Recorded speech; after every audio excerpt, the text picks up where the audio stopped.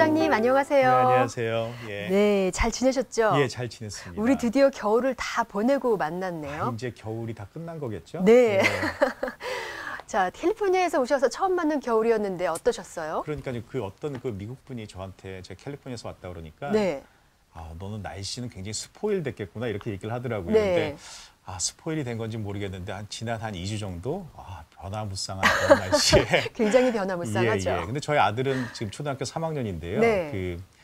학교를 안 갔잖아요. 그렇죠. 그러니까 3일 안 갔을걸요? 그렇죠. 그러니까 아침에 이제 밥을 먹으면서 자기는 너무 해피하다고 자기는 캘리포니아에서 텍사스로 온 게 너무나도 좋고 너무나도 네. 해피하다고 학교도 안 가지 밖에 눈도 오지 네. 그러니까 너무 좋아하더라고요. 이 아이들을 텍사스에 들고 오신 아빠가 아주 최고였겠습니다.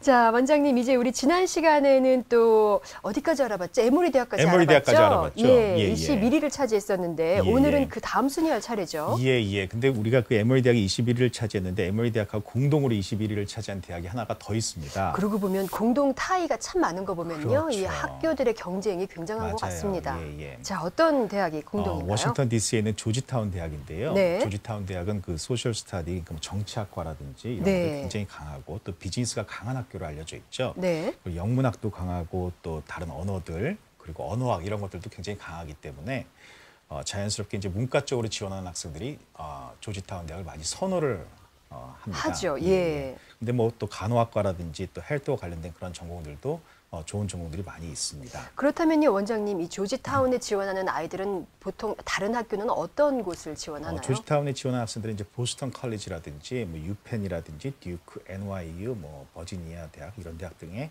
함께 지원을 많이 하는 걸로 알려져 21위를 있습니다. 차지하긴 했지만 거의 예. 아이비급이라고 봐도 될 것 같아요. 그렇죠. 예, 그 합격률도 굉장히 좀 낮고요. 네. 예. 자, 작년도 합격률은 어땠나요? 작년도 합격률은 17.1%가 나왔거든요. 네. 우리가 지지난번에 이제 라이스 대학하고 UC 버클리 이제 보면서 라이스 대학이 이제 16.7%가 나왔었고 네. 버클리 대학이 이제 17.7%가 나왔었잖아요. 네. 그때 그렇게 이제 낮게 형성되다가 우리가 갑자기 지난번에 이제 에머리 대학을 이제 소개를 하면서 에머리 대학이 21위였는데도 불구하고 합격률이 26%가 나왔었어요. 그랬죠. 그렇죠. 그래서 굉장히 합격률이 이제 높게 나왔다 이렇게 말씀을 드렸었는데 지금 다시 이제 조지타운 대학은 같이 공동으로 21위를 차지했지만 그 합격률은 17%로 이제 다시 또 이제 낮아지게 되었습니다. 네. 지난주에 그 에머리 대학에 대해서도 제가 이제 말씀을 드렸었지만 에머리 대학 같은 경우는 지금 대학 랭킹이 조금씩 매년 조금씩 밀리고 있는 그런 상황이에요. 그렇죠. 예, 그래서 아마 앞으로는 그 합격률을 좀 더 낮추기 위해서 왜냐하면 지금 합격률이 뭐 26% 이러면 한 30위권 정도 하는 대학이거든요. 그러니까 네. 그걸 좀 더 낮추기 위해서 아마도 많은 노력을 뭐 조기 지원을 갖다 더 활용을 한다든지 웨이팅 리스트를 활용을 한다든지 이러한 방법으로 좀 많은 노력을 할 것 같습니다. 네. 자, 그렇다면 이렇게 계속 지금 현재로서는 타이를 유지하고 있는데 에모리보다는 조지타운이 조금 더 올라갈 가능성도 있네요. 그렇죠. 조지타운 대학이 뭐 내년에는 뭐 역전을 할 수도 있고요. 네. 에모리 대학이 사실은 뭐 버클리부터 해서 계속 지금 한 단계씩 밀려나가고 있거든요. 네. 그러니까 뭐 지금 이렇게 합격률이라든지 몇 가지를 갖다 좀 조정하지 않는 한 좀 랭킹이 조금 좀 밀릴 것 같은 그러한 생각이 드네요. 그렇습니다. 에모리 대학과 조지타운 대학의 합격률이 거의 10% 차이가 나는데요. 그렇죠. 그렇다면 조지타운 대학의 조기 지원은 어떤 상황인가요? 조지타운은 그 조기 지원 중에 우리가 얼리 디시전하고 얼리 액션이 있는데요. 네. 조지타운 대학은 얼리 디시전은 없어요. 얼리 네. 액션만 있습니다. 그래서 합격률적인 측면에서는 사실은 얼리 액션은 그렇게 큰 혜택을 보지는 못해요. 제가 말씀드린 것처럼 얼리 디시전 같은 경우는 어떤 학교들은 합격률이 한 2배 정도 차이가 나거든요. 그렇죠. 뭐 15%가 정시 지원에서 합격률이라고 한다면은 조기 지원은 뭐 30% 이렇게 합격률의 그런 그 차이가 나는데 왜냐하면 얼리 디시전 같은 경우는 바인딩이 있어서 합격하면 꼭 가야 되기 때문에 네. 학교에서도 그만큼 이제 합격률이 이제 좀 높아지게 되는 거죠. 하지만 얼리 액션 같은 경우는 바인딩이 없기 때문에 뭐 합격을 해도 안 가도 되는 거잖아요. 단지 네. 뭐 지원만 일찍하는 그런 그렇죠. 상황이기 때문에 얼리 액션은 그렇게 합격률에서는 큰 혜택은 없고요. 네. 그 단지 얼리 액션으로 지원하는 그럼 이유가 뭐냐면은 얼리 액션은 그 전략적으로 우리가 이제 11월 1일까지가 이제 조기 지원 마감인데 12월 한 중순경에 그 결과가 나오거든요. 그러니까 일단 12월 중순경에 결과가 나와서 합격을 하게 되면은 우리가 1월 1일 날 정시 지원할 때 조금 더 마음 편하게 상향 지원을 할 수가 있는 거죠. 하향 네. 지원하는 학교들을 갖다 많이 배제를 하고 그렇기 때문에 우리가 얼리 액션으로 지원할 땐 전략적으로 보면은 자기의 수준에 맞거나 또는 약간 상향 지원하는 게 맞고요. 얼리 디시전 같은 경우는 드림스쿨로 지원하는 게 맞고요. 어떤 분은 얼리 액션으로 지원할 때 하향 지원해야 되는 거 아니냐 그러는데 하향 지원까지는 좀 그렇고 하여튼 자기 수준에 맞게 지원을 네. 하거나 약간 높여가지고 그래서 일단 한 학교를 합격해 놓고 나면은 그다음에 이제 1월 1일 날 지원할 때 자기가 원하는 학교들을 좀 더 상향으로 지원할 수 있으니까요. 마음이 훨씬 편하죠. 마음이 훨씬 편하죠. 한 학교 합격해 놨으니까요. 그럼요. 그러니까 그러한 차원에서 지원을 하는 거지 뭐 그 합격률의 혜택을 받기 위해서 네. 하는 건 아닌 거죠. 그렇다면 조지타운의 얼리 액션의 합격률이 낮을 것 같아요.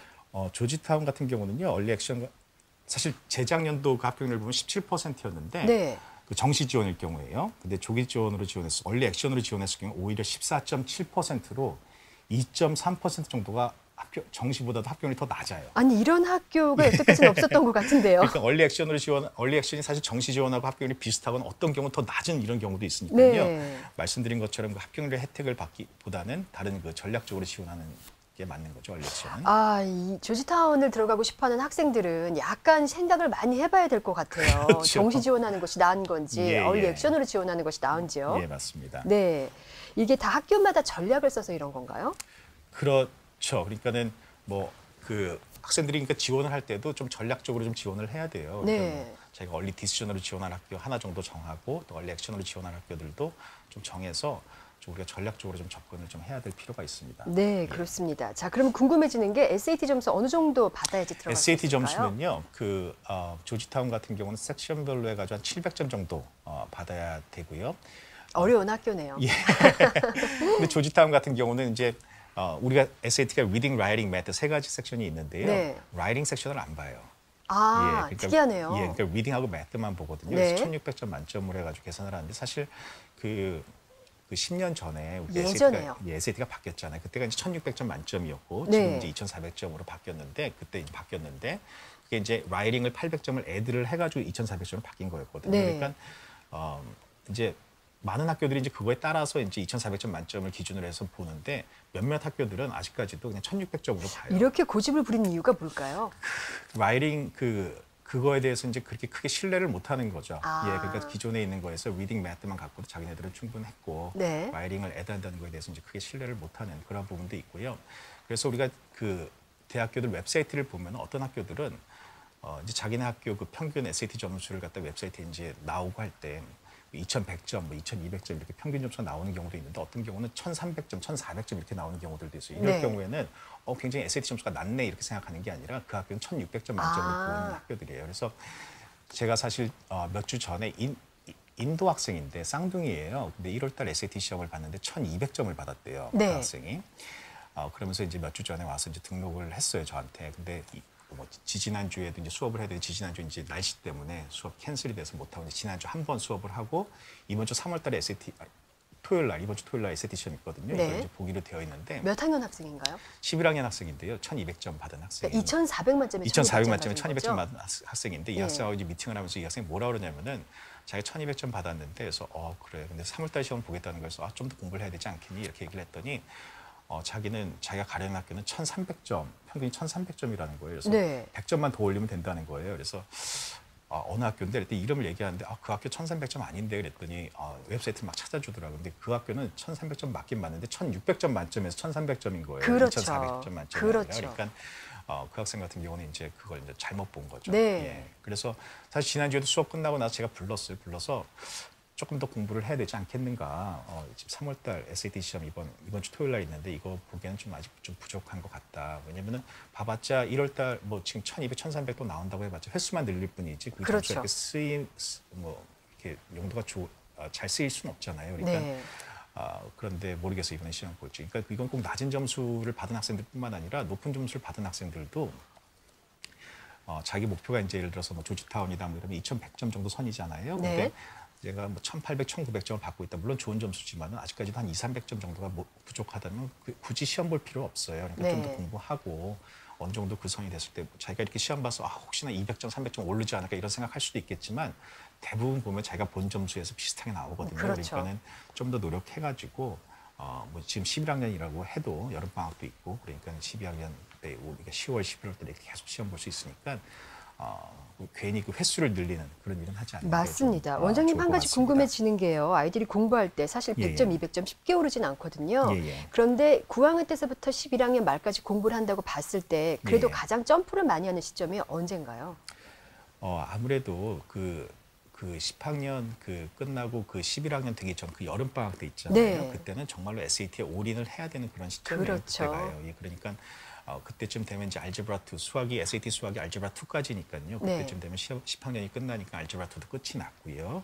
그러니까는 그때가 사실 가장 점수가 오르기 좋고 네. 진도도 오를 수 다 있는 끝나고, 기회인 거죠. 그렇죠. 오를 수 있는 기회고 그러니까 그때를 잘 활용을 해야 돼요. 그러니까 10학년 끝나고 11학년 되기 전 그 썸머에는 어디 뭐 한국을 가는 계획이라든지 뭐 이런 노는 계획은 노는 빼고요. 계획은 좀 빼야 될 것 같아요. 그때가 네. 제일 SAT를 왜냐하면 또 그 방학을 놓치면요 학교를 다니면서 SAT 공부한다는 게 굉장히 힘들어요. 힘이 들어져요. 맞아요. 예, 그러니까는 그때를 놓치면은 굉장히 좀 쉽지가 않은 그런 상황이 될 수가 있습니다. 네, 원장님 사실 한국은요 지금 수능이 계속 바뀌고 있어서 예, 예. 아이들도 문제가 되고 예, 또 예. 부모님들도 머리 아파하는데 예. 미국에서 SAT는 그리 자주 변하지 않잖아요. 그렇죠. 그렇지만 예전에 말씀하셨다시피 1,600점에서 2,400점으로 한번 바뀐 적이 있고 예, 예. 이제 곧 또 바뀝니다. 그렇죠. 예, 또 얘기 나온 김에 이 3월서부터 바뀌는 SAT 설명 좀 해주시죠. 그 1,600점 10년 주기로 좀 바뀌는 것 같아요. 네. 그래서 10년 전에 1,600점에서 이제 2,400점으로 바뀌었고 지금 다시 이제 1,600점으로 돌아가거든요. 네. 그러니까 부모님들은 이제 그러면 옛날 SAT로 다시 돌아가는 거 아니냐 이런 말씀을 하시는 분들이 좀 많이 계시는데요. 사실 내용적인 측면에서 보면은 완전히 똑같이 그렇게 바뀌는 게 아니고요. 네. 다른 또 이제 이유가 있습니다. 바뀌는 이유가 이제 그 부분들을 좀 더 알면은 예. 우리가 좀 더 쉽게 이번 새로운 SAT에 대해서 좀 더 쉽게 이해하고 또 준비를 잘 할 수가 있을 것 같습니다. 네, 그렇게 되면은 그 이유가 알고 싶어지는데요. 그 이유는요. 우리가 그 SAT 바뀌는 그 이유에 대해서 보기 전에 먼저 우리가 커먼 코어라는 거 있잖아요. 공통 교과 과정. 텍사스는 네. 하질 않아요. 초중고등학교한테. 근데 다른 그 캘리포니아라든지 다른 대부분의 많은 주에서 커먼 코어라는 그 공통 교과 과정이라는 것을 채택을 해서 초중고등학교 이제 공부를 시키는데요. 그거가 이제 만들어진 배경이 그 초중고등학교 때 공부를 잘하는 학생이 대학교에 와가지고도 공부를 잘하느냐에 대한 그 질문에서 시작이 된 거거든요. 네. 그러니까 이게 공통 그 교과 과정이 서로 일맥상통하게 흐르지 않는다라는 거예요. 지금 예전에는. 네. 그러니까 초중고등학교 때 공부를 잘하는 학생들이 대학 와서 공부를 잘 못하는 경우들도 있고. 그러니까 예를 들면 뭐 초중고등학교 때 사칙 연산, 뭐 수학 같은 경우 그런 걸 막 하는 학생들이 대학교 와가지고 월드 프로블럼이라든지 이런 좀 적용하는 문제에 접했을 때 좀 힘들어하고 잘 못하니까 그러면은 이런 그 교과 과정을 갖다 좀 일맥상통하게 가야 되지 않는가 이러한 거에 출발한 거거든요. 네. 그러니까 그래서 이제 초중고등학교 교과 과정을 대학교 교과 과정처럼 그러니까 대학교에서 중요하게 생각하는 걸 갖다 초중고등학교에서도 중요하게 생각하는 그런 교과 과정을 바꾸는 게 이제 공통 교과 과정이라고 해서 커먼 코어라는 거예요. 네. 그러니까는 대학교에서 중요하게 생각하는 게 예를 들면 뭐 영어 같은 경우는 이제 에세이 같은 거 중요하게 생각할 그렇죠. 거고요. 만약 수학 같은 경우는 이제 워드 프로블럼이라든지 이러한 부분을 굉장히 좀 적용하는 문제들을 굉장히 중요하게 생각을 하기 때문에 네. 그 공통 교과 과정이라는 것은 이제 그러한 걸 강조해서 이제 새롭게 이제 만든 겁니다. 그걸 만든 분이 데이비 콜먼이라는 분이에요. 네. 데이비 콜먼이라는 분이 창시자인데 커먼 코어에. 근데 SAT를 만드는 그 컬리지 보드에서 이렇게 그 상황을 지켜보니까 이게 지금 자기네가 처한 상황하고 똑같단 말이죠. 이게 뭐냐면은 SAT도 똑같은 문제가 있었거든요. 그러니까 SAT 점수가 높은 학생들이 대학교 가서 공부를 잘해야 되는데 네. 이게 SAT 점수가 높은 학생들이 대학교 가서 공부를 잘하는 거랑 또 상관이 별로 없다 보니까 네.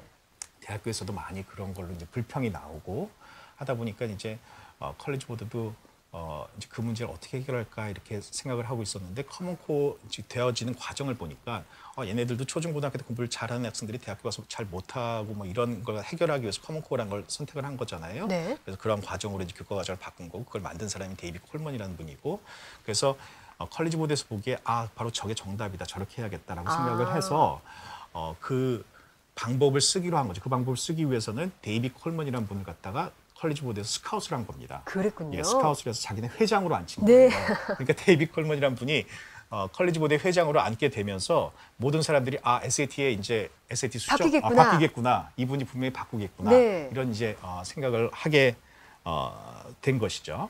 그래서 1,600점에서 2,400점으로 바뀐 SAT가 탄생한 건가요? 그러니까 이제 2,400점에서 이제 1,600점으로 예, 2,400점에서 이번에 이제 데이비 콜먼 회장이 데이비 콜먼은 이번에 이제 와가지고 네. 이번에 취임을 했거든요. 네. 그러니까는 컬리지 보드는 그 공통 교과 과정을 보니까 이렇게 하니까 이렇게 대학교에서도 잘 적응하고 이런 게 가능하겠구나라는 생각에서 네. 이분을 한 거죠. 그러니까 그 컬리지 보드 입장에서는 대학교의 그런 불만들이 그냥 무시할 수가 없거든요. 그렇죠. 예, 그러니까 대학교들이 SAT를 잘 본 학생들을 뽑았는데, 왜냐하면 잘 본 학생들은 대학교에서도 공부 잘하겠거니 해서 뽑았는데 연관이 별로 없다 보니까 대학교에서 불만이 많고, 이거 그럼 우리는 SAT 안 보겠다 막 이런 학교들도 나오고 하니까 네. 컬리지 보드에서는 이거 이러다가는 뭐 SAT 무용론도 나오고 그러니까 이러다가 큰일 나겠구나 해가지고 또 ACT를 또 많이 막 보고. 그렇죠. 요즘 ACT를 많이 그렇죠. 보는 추세죠. 그러니까는 이걸 갖다가 혁신을 해야겠다. 근데 혁신을 하려다 보니까 커먼코어를 만든 분이 이렇게 만들었다고 하니까 그럼 그분을 우리가 스카우트해야겠다 해가지고 스카우트를 하고, 이제 그래서 이제 SAT가 이번에 이제 개정을 내년 3월부터 이제 맡게 되는 거죠. 그런 배경이 있었네요. 예. 그런데 사실 그렇게 바뀌는 것은 말씀 들어보니까 참 당연하다 싶은데 예. 이게 또 그 바뀌는 첫 해나 두 번째, 세 번째 해까지의 아이를 둔 부모님의 입장에서는 굉장히 당황스러운 굉장히 일이거든요. 당황스러운 일이죠. 예. 네. 예. 자, 어떻게 준비해야 될지는 이제 알려주시겠습니다. 여러분은 지금 엘리트학원의 저스틴 킴 원장님과 함께하고 계십니다. 원장님, 이 SAT가 바뀐다고 해서 긴장을 했는데 이런 예. 뒷배경이 있다는 걸 그렇죠. 알고 나니까 좀 예, 재밌네요. 자, 이렇게 커먼코어라는 커리큘럼이 초중학교 때서부터 대학에 잘 적응할 수 있도록 하겠다. 이런 이제 그 신념으로 그렇죠. SAT를 바꾼다면은 아무래도 월드 프로그램이나 우리가 여태까지 조금 소홀했던 것들이 중점적으로 대두될 수 있겠어요. 그렇죠. 그러니까 대학교에서 중요하게 생각하는 뭐 에세이라든지 네. 뭐 이러한 부분들이 그 좀 대두되고 좀 중요하게 좀 생각이 되어지겠죠. 그러니까 가장 크게 바뀌는 부분 두 가지를 사실 들라고 하면요. 네. 영어에서는 이제 에세이에 대한 부분이고요. 그다음에 네. 수학에서는 이제 워드 프로블럼의 문제가 좀 늘어날 거라는 겁니다. 그렇죠. 어찌 보면 우리 한국 학생들에게 좀 불리하지 않나요? 그렇죠. 한국 학생들에게 좀 불리한 부분이 분명히 있죠. 그래서 네. 수학의 워드 프로블럼 같은 경우는 그 이번에 1월 달에 SAT 시험을 본 학생들이 이제 느낀 부분이 있는데요. 그 시험을 보면 이제 experimental이라고 해서 실험적인 문제들이 거기 들어가요. 그건 이제 점수에 포함은 안 돼요. 근데 네. 앞으로 이제 이 문제를 사용을 할 거기 때문에 이 문제가 얼마나 난이도가 있는지 학생들에게 이제 측정을 해보기 위해서 이제 시험 문제를 내는 게 있거든요. 네. 그래서 이번에 좀 그 기존의 그 SAT 문제와는 다른 문제들이 사실 수학에 좀 들어갔던 것 같아요. 학생들 얘기를 들어보니까. 네. 그게 뭐냐면은 그 푸는 그 지문이 굉장히 긴 거예요. 수학인데. 예, 문제가 굉장히 긴 게 들어가서 어떤 학생들은 읽다가 네. 이게 왜 이렇게 독해도 아니고. 그렇죠. 예, 그래가지고 읽다가 이제 너무 시간이 지나는 것 같아서 그냥 스킵했다는 학생도 있고요. 네. 그러니까 이러한 문제들이 아마도 새로운 그 SAT 시험에서는 이러한 그 워드 프로블럼이고 지문이 굉장히 긴 그러한 문제들이 많이 나올 거다 이렇게 생각이 되어집니다. 그래서 네. 아무래도 그 수학 시험을 푸는데 이제 독해도 해야 되고 또 그 그러니까 문제를 수학조차도 영어를 잘하는 애들이 유리하겠어요. 그렇죠. 이제 그런 게 좀 유리할 수가 있게 되는 거죠. 네. 자, 그리고 또 제가 느끼는 전자계산기를 사용할 수 없는 문제가 나온다고 하던데요. 그렇죠. 전자계산기를 지금은 다 사용할 수 있는데요. 네. 이제 그때 되면은 새로운 SAT 시험에서 전자계산기를 사용할 수 있는 문제랑 없는 문제가 이제 구별되어져서 나오게 돼요. 그래서 네. 우리가 이제 간단한 이제 곱셈, 나눗셈도 막 다 전자계산기를 그렇죠. 사용해서 하잖아요. 근데 그러한 문제를 손으로 풀어야 되는 거니까 이제 그러한 훈련도 좀 되어줘야 될 것이고요. 그리고 또 하다 보면 또 실수가 또 발생이 될 수 있잖아요. 네. 그 시간이 또 많이 소요가 되고, 그러니까 그러한 부분을 지금부터 이제 많이 훈련하고 연습을 해야 될 것 같아요. 자, 그렇다면 지금보다 난이도가 좀 높아지는 난이도가 건가요? 좀 높아진다고 볼 수가 있겠죠. 왜냐하면 워드 프로블럼 문제가 많이 들어가고 또 네. 지금은 사실 SAT 매트 같은 경우 보면 한 10개에서 12개 정도는 굉장히 쉬운 문제로 구성이 되어져 있거든요. 그래서 네.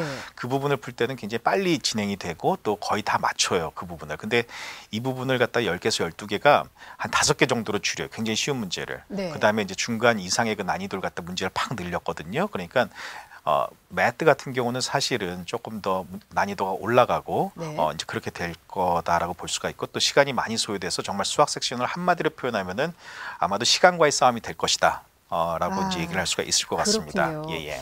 근데 왜 한국에서 온 지 얼마 안 된 학생들은 예. 어찌 보면 유리할 것 같은 게요. 우리 동양 학생들이 수학을 잘하잖아요. 예, 그렇죠. 그렇다면 이 SAT에서 좀 좋은 점수를 받을 수 있지 않을까요? 그러니까는 그렇죠. 그건 맞는 말씀인데요. 이제 한국에서 온 지 얼마 안 된 학생들이 수학을 굉장히 잘해요. 네. 그래서 근데 지금도 이렇게 해보면 학생들이 틀리는 것들 보면은 너 수학 잘하는데 이거 왜 틀렸어? 이렇게 물어보면요. 문제를 잘못 이해했다는 얘기를 많이 해요. 네. 학생들이. 한국에서 온 지 얼마 안 되거나 이제 이런 학생들은. 그랬을 때 보면은 이제 앞으로 워드 프로블럼이 많이 나온다는 건 그 학생들에게 굉장히 좀 챌린지가 될 거예요. 그러니까 네. 연습을 좀 많이 좀 하고 워드 프로블럼에 대한 그런 문제를 연습을 많이 하고 또 적용하는 것도 많이 해야 될 거예요. 저 같은 경우도 사실은 대학교 다닐 때 수학을 부전공을 했거든요. 네. 근데 그때 이제 통계학 같은 거 할 때는 그 통계학 그 문제 지문 자체가 무슨 뭐 빨간 공을 넣었다가 파란 공을 넣었다가 뭐 검은 공을 2개 꺼냈다가 막 이렇게 막 나오니까 읽다가 이게 무슨 문제인지 막 그렇죠. 좀 헷갈릴 때가 많이 중간에서 있거든요. 한번 놓쳐버리면 예, 문제를 다 다시 알 한번 것 또 같아요. 올라가 다시 한번 읽고 예. 이제 그런 경우들이 있기 때문에 이제 그러한 유형의 문제들이 많이 나오니까 시간도 많이 소요가 되고 그러니까 빨리빨리 그걸 적용하는 그런 능력을 갖다 키워야 될 겁니다. 네, 그렇습니다. 수학 난이도가 좀 높아졌다고 말씀하셨고요. 그렇다면 영어는 또 어떻게 바뀌나요? 영어는 앞서 잠깐 말씀드린 것처럼 좀 에세이가 이제 바뀌게 되는 거죠. 그러니까 네. 현재는 그 에세이가 25분 동안 쓰는 거예요. 네. 25분 동안 쓰는 건데 그게 이제 점수가 12점 만점으로 돼서 사실 라이팅 섹션이 이제 800점 만점인데 그중에 30%는 에세이 점수가 들어가는 겁니다. 70%는 이제 객관식으로 해서 문법 문제가 그렇죠. 나오는 거고요. 근데 이제 이것이 이제 25분에서 이제 50분 동안 글을 쓰는 걸로 바뀌게 되는 겁니다. 아, 조금 더 예. 진지해지는군요. 그렇죠. 50분 동안 글을 쓴다고 한번 상상을 해보세요. 머리 아프죠. 이게 대학교에서 이제 이러한 걸 갖다 요구를 하는 거죠. 네. 그러니까 이렇게 해서 잘 쓰는 학생들이 대학교 와서 더 적응도 잘하고 잘할 수 그렇죠. 있다라는 생각이에요. 그리고 내용도 기존에는 그 자신의 그 지금 시험에서는 자신의 견해를 이제 설득력 있게 표현해야 네. 했다면은 새로 바뀌는 SAT에서는 자신의 견해를 쓰는 게 아니라 저자의 견해를 잘 분석했음을 증명해야 되거든요. 그렇다면 책을 많이 읽은 아이들이 그렇죠. 유리하겠어요? 많이 읽는 아이들이 이제 유리하죠. 그러니까 자기 의견을 쓰는 게 아니에요. 네. 예, 그 글쓴이의 그 견해를 갖다가 분석을 하고 이렇게 해야 되는 겁니다. 혹시요, 이 SAT를 지금 이제 칠 아이들, 18년 예, 예. 아이들이 되겠는데요. 예, 이 예. 아이들이 올드 SAT를 치려면 내년 1월까지 1월까지 볼 끝을 수가 내야죠. 있잖아요. 예, 예. 만약에 여기서 점수를 못 받는다. 그런데 예. 신 SAT에 적응을 못했다. 그렇다면 ACT를 보는 것도 방법이 되겠죠? ACT를 보는 것도 방법이 되죠. 그래서 ACT에 대해서도 이제 많이 문의를 하시는데요. 네. 일단은 뭐 1월까지는 뭐 충분히 좀 SAT 갖고 해보고 네. 그다음에 그것이 점수가 안 나왔을 경우에는 ACT나 또는 어차피 3월 정도부터는 SAT를 공부하는 그 타이밍이 사실은 아니군요. 5월달에 이제 AP 시험이 있고 그렇죠. 뭐 서브젝트 시험이 있고 하다 보니까 일단은 만약 1월까지 점수가 안 나왔을 경우에는 일단 거기서 스탑을 하고 그다음에 여름 방학을 다시 노려서 좀 공부를 하고 10월, 11월 달을 이렇게 노리는 방법으로 가야 되겠죠. 그렇습니다. 네, 이 영어에서 에세이 말씀해 주셨는데 또 어떤 부분이 바뀌나요? 영어에서는 에세이 말고 지금 에세이 부분이 바뀌고요. 그다음에 지금 크리티컬 리딩 섹션에서 보면은 센텐스 컴플리션이라는 문제 유형이 있어요. 이게 네. SAT 전체로 보면요. 이 문제 유형에서 문제가 가장 많이 나옵니다. 19문제가 나와요. 네. 그러니까 단어를 넣어서 문장을 완성시키는 문제거든요. 네. 이게 이제 학생들한테는 굉장히 좀 힘든 문제 유형 중에 하나예요. 왜냐하면 단어를 그만큼 많이 또 외워야 되는 그렇죠. 것이고요. 그러니까 그 일반적으로 여기서 태어나서 자란 학생들 같은 경우 보면 19문제 중에서 한 공부를 안 하고 시험 봤을 경우에 한 11개 정도가 평균적으로 맞추는 것 같아요. 그러니까 네.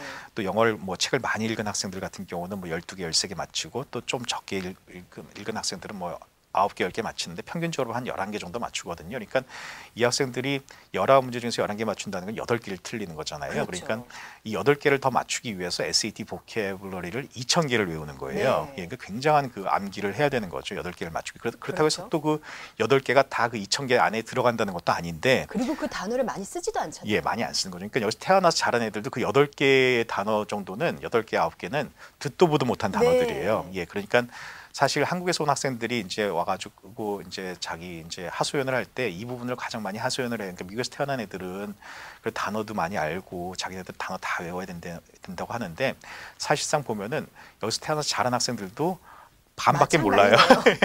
반은 외워야 돼요, 네. 지금. 그러니까는 한국에서 자란 학생들도 보면 한 8개, 9개 맞추거든요. 그러니까는 그게 큰 차이가 나는 건 아니에요. 그러네요. 그러니까 예, 그 부분에 있어서 뭐 큰 피해는 아닌데 어쨌든 간에 그 크리티컬 리딩 섹션에서 또는 SAT 전체로 봤을 때 가장 많은 포션을 차지하는 그 센텐스 컴플리션이라는 섹션이 네. 이제 없어지게 되는 거죠. 아. 네, 그게 이제 없어지게 되고, 그러니까 이게 없어지게 된다라는 거에 대한 의미를 어떻게 둘 수가 있냐면요. 그 대학교에서 봤을 때는 이러한 암기하는 이 단어 암기하고 이러한 것이 대학교에 와서 잘 적응할 수 있는지 없는지를 판단해 줄 수 있는 문제가 되어질 수 없다라고 생각을 하는 거죠. 그렇군요. 예, 그러니까 네.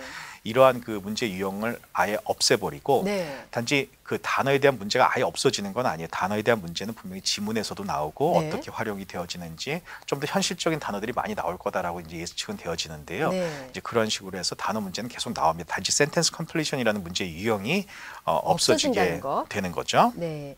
아, 전반적으로 책도 많이 읽고 깊이 생각하고 분석력이 있는 아이들이 시험을 잘 볼 수밖에 없겠습니다. 그렇죠. 예. 자, 지금 어린 학생들을 두고 있는 부모님이라면은 좀 이런 부분에 많이 초점을 맞추시면 맞습니다. 좋겠고요. 아, 지난번에 나오셨을 때요, 원장님 예. 그 세미나 하신다 그러셨잖아요. 그랬죠. 네, 예. 잘 되셨나요? 그 2월 28일 날 했었어요. 메리엇 호텔에서 눈 오는 했었거든요. 날이었죠. 눈 오는 날이고 그날 아침에 제가 네. 뭐 그 전날도 그렇고 제가 계속 날씨 보실 그 수밖에 뉴스를 없죠. 계속 봤어요. 제가 아마 태어나서 제일 많이 본 것 같은 날씨. 예, 근데 그때 이제 아침에도 뉴스를 보니까는 그 뉴스에서 뭐 앵커분이 이제 밖에 나가지 말라고 네. 그러더라고요. 밖에 나가지 말라고. 될 수 있으면 나가지 말라고 될 수 있으면 그러죠. 나가지 말라고 그러고 그래서 저야 뭐 세미나가 있으니까 이제 네. 나갔는데 어때 진짜 운전을 하는데 신호등에 이렇게 서 있는데 차가 앞도 아니고 뒤도 아니고 옆으로 움직이더라고요. 옆으로. 네. 이게 배야 차야 막 이런 생각했었거든요. 네. 근데 어쨌든 그렇게 좀 기상도 안 좋고 또 그 도로 상황도 안 좋았는데 예약하신 분 많이 오셨어요. 근데 예약하신 분이 한 반 정도밖에 못 그래도 오셨어요. 오셨나요? 예. 많이 오시긴 오셨는데 그래서 그분들이 이제 사실 다시 또 연락 오셔가지고 또 뭐 세미나 안 하냐 못 오신 분들이 네. 그래서 제가 3월 21일 그러니까 다음 주 토요일이죠. 다음 주인가요? 예, 다음 주 네. 토요일 날 오전 11시에 이제 제가 그 엘리트 그 저희 플레이너 브랜치에서 11시부터 1시까지 좀 네. 세미나를 진행하고 그때 오셨던 분들이 또 오셔서 뭐 질문하셔도 괜찮고요. 네. 또 못 오셨던 분들 또 새롭게 오시고 싶으신 분들 오셔가지고 그때 아마 8학년, 9학년, 10학년 뭐 부모님들 또 그 네. 뭐 밑에 학년도 오시면 많은 정보 얻으시고 또 좋은 그 시간 가지실 수 그 있을 것 3월 같습니다. 21일엔 최소한 눈은 안 오니까 걱정 그때 안 하셔도 눈은 될 것 안 오겠죠? 같습니다. 네, 안 오죠. 예, 오늘도 이렇게 좋은 정보 주셔서 감사드리고요. 예. 우리 다음에는 그럼 한 22, 공동 랭킹이었기 때문에 23위로 23위로 넘어가야겠죠? 네, 예. 감사합니다. 감사합니다. 네, 지금까지 엘리트 학원의 저스틴 킴 원장님이셨습니다.